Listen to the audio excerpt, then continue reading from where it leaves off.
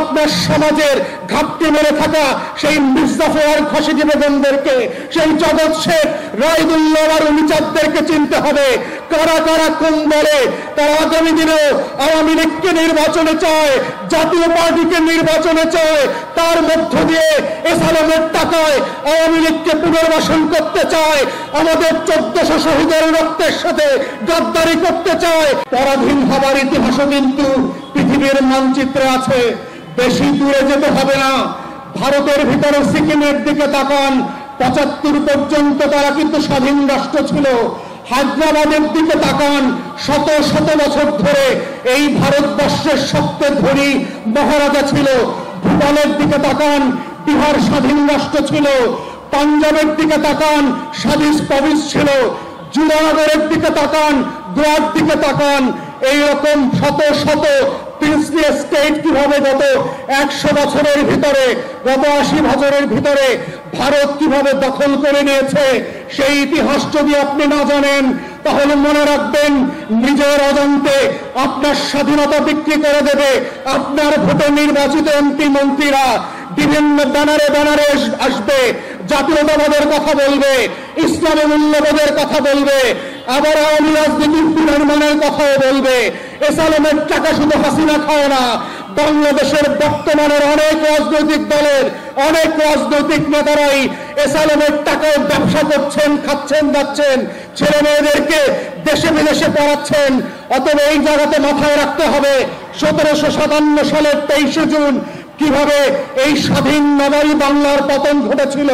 কারা কারা আজকে আমার আপনার মধ্যে বাস করে মির্জাফরের দল প্রয়োগ করছে, কারা কারা আপনার আমার মতো কাপড় পরে উমিচাঁদ আর জগৎ শেখের রোল প্লে করছে, কারা কারা জাতীয়তাবাদী আর ইসলামী দলগুলোর ভিতরে বাস করে খসিজি বেগমের রোল প্লে করছে, কৃষ্ণপদ রায় চৌধুরীর মতো করে বাংলাদেশকে বিক্রি করে দিচ্ছে।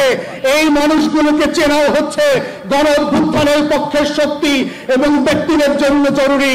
যদি আপনি চান বাংলাদেশ হায়দ্রাবাদ না হোক, যদি আপনি চান এই বাংলাদেশ স্বাধীন থাকবে, সিকিম হবে না, ভুটান হবে না, নেপাল হবে না, হায়দ্রাবাদ হবে না, কাশ্মীর হবে না, তাহলে আপনাকে আপনার সমাজের ঘাপটি মেরে থাকা সেই মির্জাফর খসিজি বেগমদেরকে, সেই জগৎ শেখ, রায়দুল্লাহ আর উমিচাঁদদেরকে চিনতে হবে। কারা কারা কোন দলে, তারা আগামী দিনে আওয়ামী লীগকে নির্বাচনে চায়, জাতীয় পার্টিকে নির্বাচনে চায়, তার মধ্য দিয়ে এসালামের টাকায় আওয়ামী লীগকে পুনর্বাসন করতে চায়, আমাদের 1400 শহীদের রক্তের সাথে গাদ্দারি করতে চায়, শহীদ সাদের রক্তের সাথে বেঈমানি করতে চায়, মুগ্ধের রক্তের সাথে, আবু সাঈদ আল-নাফিয়ানের রক্তের সাথে গাদ্দারি করতে চায়। সেই গাদ্দারদেরকে আপনাকে চিনতে হবে।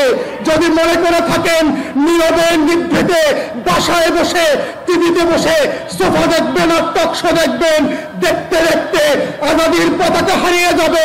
ঘুম থেকে উঠে দেখবেন ভিন্ন রঙের কাপড় পরে আপনার পুলিশ, আপনার বিডিআর অন্য দেশের মানুষের হয়ে গান গাইছে। টেলিভিশন খুলে দেখবেন জাতীয় সঙ্গীত পরিবর্তন হয়ে গেছে। এইভাবেই দুনিয়াতে শত শত বছরের আজাদির লড়াই পরাধীনতায় পর্যবেসিত হয়েছে। তাই গণ অভ্যুত্থানের পক্ষের শক্তি যারা বাংলাদেশকে ভালোবাসেন, লাল সবুজের পক্ষের মানুষ, আপনাদেরকে মাথায় রাখতে হবে কারা আজকে বিভিন্ন ব্যানারে বিভিন্ন ভাবে আওয়ামী লীগকে ফিরিয়ে আনতে চায়, এসালামের টাকায় জাতীয় পার্টির নির্বাচন করতে চায়। ওরা বাংলাদেশের মানুষ না, ওরা দিল্লির গোলাম। ও যে পার্টি থেকে আসে, যে ব্যানারে আসে, ও গণ অভ্যুত্থানের শত্রু। ও আমার 1400 শহীদের রক্তের গাদ্দার মির্জাফর আর খসিজি বেগম। তাদেরকে কোনোভাবে আগামী দিনের রাজনীতি নির্বাচন করতে আমরা আড়াল করব না। এটাই হচ্ছে গণ অভ্যুত্থানের প্রেরণা, আকাঙ্ক্ষার বাংলাদেশ 2, এবং এটাই হচ্ছে জুলাই সনদ বাস্তবায়নের একমাত্র শব্দ। নোট না দিলে, টাকা না দিলে কোনো সেবা পাওয়া যায় না। এই কেমন বাংলাদেশ, সেই বাংলাদেশটা বদলে দেবার যে রাজনীতি, সেই রাজনীতি কি আমরা বলছি সেবা এবং সমস্যা সমাধানের রাজনীতি। যেইটা জনগণের ভ্রান্তি সেইটা দূর করবার রাজনীতি হচ্ছে সেবা এবং সমস্যা সমাধানের রাজনীতি। এবং আপনাদের যেটা কষ্ট, আপনাদের যেটা দুঃখ, যেটার জন্য লড়াই করা হচ্ছে এই পার্টির রাজনীতি, আপনার যেখানে ভোগান্তি, সেই ভোগান্তিকে নিয়ে সরকারের সাথে, রাষ্ট্রের সাথে নেগোশিয়েট করা, ঝগড়া করা, তদবির করা, মিছিল মিটিং করা, সেই রাজনীতির নাম হচ্ছে সেবা এবং সমস্যা সমাধানের রাজনীতি। আমাদের রাজনীতির ভিতরে বংশ পরম্পরার কোনো জায়গা থাকবে না। কৃষকের ছেলে হোক, মুচির ছেলে হোক, হিন্দুর ছেলে হোক আর মুসলমানের মেয়ে হোক, যদি যোগ্য হয়, যেই যেখানে চাকরি পাওয়ার উপযুক্ত, তাকে সেখানে যোগ্যতার ভিত্তিতে চাকরি দিতে হবে। এটাই হচ্ছে নতুন বাংলাদেশের রাজনীতি। নতুন বাংলাদেশের রাজনীতিতে কে ছোট লোকের ছেলে আর কেউ বড় লোকের ছেলে, কে রাজবংশের ছেলে আর কেউ ফকিরের ছেলে, কে গুলশান বনানীতে বড় হয়েছে আর কে বস্তিতে বড় হয়েছে, সেটা কোনো গ্রহণযোগ্য মাপকাঠি হবে না। 53 বছর পরে এসে কেউ মাদ্রাসার ছেলে মেয়েদেরকে, দাড়িওয়ালা টুপিওয়ালা মানুষদেরকে ধরে নিয়ে রাতের বেলায় জঙ্গি নাটক সাজিয়ে হাজারে হাজারে শত শত খুন খারাপি করা, রাস্তার দেশে লাশ পানিতে ফেলে দেওয়া, জানাজা হইতে না পারা, সেই বাংলাদেশ আমরা ফেরত আনতে দেব না।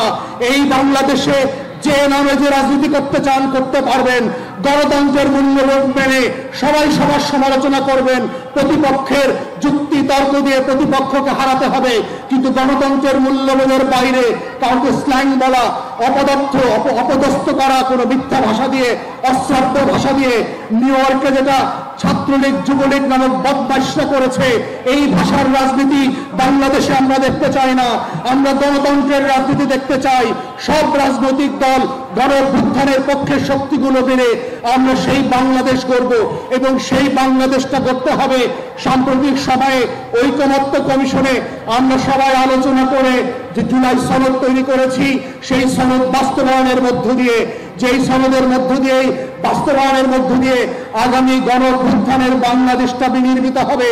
যেই সনদের ভিত্তিতে আগামী ফেব্রুয়ারিতে নির্বাচন হবে, সংসদ গঠিত হবে, আইন পরিবর্তন হবে, সনদকে বাস্তবায়ন দেওয়া হবে এবং যেই সনদের মধ্য দিয়ে গণ-অভ্যুত্থানের যে আকাঙ্ক্ষা ছিল, যে আকাঙ্ক্ষার জন্য এবি পার্টি গত 6 বছর ধরে লড়াই করছে, ফ্যাসিবাদের বিরুদ্ধে কথা বলেছে, আন্দোলনের সংগ্রামে জনগণের পক্ষে আওয়াজ তুলেছে, গণতন্ত্রের মুক্তির লড়াইয়ের জন্য কথা বলেছে, বিএনপি, জামায়াত ইসলামী আন্দোলন থেকে, হেফাজত থেকে শুরু করে বাংলাদেশের মুসলিম জনগোষ্ঠীর পক্ষে কথা বলেছে, লড়াই করেছে। সেই রাজনীতির নাম হচ্ছে নতুন বাংলাদেশ পন্থী রাজনীতি। এই বাংলাদেশ পন্থী রাজনীতির জায়গাতে হচ্ছে এবি পার্টি সমস্যা সমাধানের রাজনীতিকে ইন্ট্রোডিউস করে যেই রোল মডেল কান্ট্রি করতে চায়, সেই দেশটার নাম হবে কমনওয়েলথ রাষ্ট্র। যেই রাষ্ট্রে আপনার ছেলে মেয়েদেরকে আমাজনের জঙ্গলে 3 মাস পাড়ি দিয়ে আমেরিকাতে অবৈধভাবে ঢুকতে হবে না, সাইবেরিয়ার বরফ পণ্ডিত মেসিডোনিয়া এবং সেন্ট্রাল এশিয়াতে থেকে মাসের পর মাস কঙ্কাল হয়ে পড়তে হবে না, সেই বাংলাদেশটা আমরা তৈরি করতে চাই এবং সেই বাংলাদেশ তৈরি কল্পে আপনাদের মানিকগঞ্জবাসীর পক্ষে আমরা আহ্বান করছি, আপনারা শরিক হন। সবাই মিলে এই লড়াইতে শরিক হয়ে নতুন একটা রাষ্ট্র এবং রাজনীতি বিনির্মাণ করবার মধ্য দিয়ে আমরা বাংলাদেশটাকে বদলে দিতে চাই। মুক্তিযুদ্ধের বাংলাদেশকে নিয়ে আসতে চাই, গণ-অভ্যুত্থানের বাংলাদেশকে নিয়ে আসতে চাই, নবাব সলিমুল্লাহর সেই শতবর্ষের অধিকারের বাংলাদেশটাকে ফিরায় আনতে চাই। লাহোর প্রস্তাবের ভিত্তিতে যেই পাকিস্তান রাষ্ট্র হয়েছিল কিন্তু অধিকার দিতে না পারার কারণে ব্যর্থ হয়েছে, সেই ব্যর্থতার কারণে বাংলাদেশকে আমরা হাঁটতে দিতে চাই না, বরং অধিকারের রাজনীতি প্রতিষ্ঠিত করে বাংলাদেশকে যেন জিতানো যায়, বাংলাদেশকে পৃথিবীতে সিঙ্গাপুর, মালয়েশিয়া, তাইওয়ানের মতো রাষ্ট্র বানানো যায়। সেই রাষ্ট্র বানানোর লড়াইয়ের নাম হচ্ছে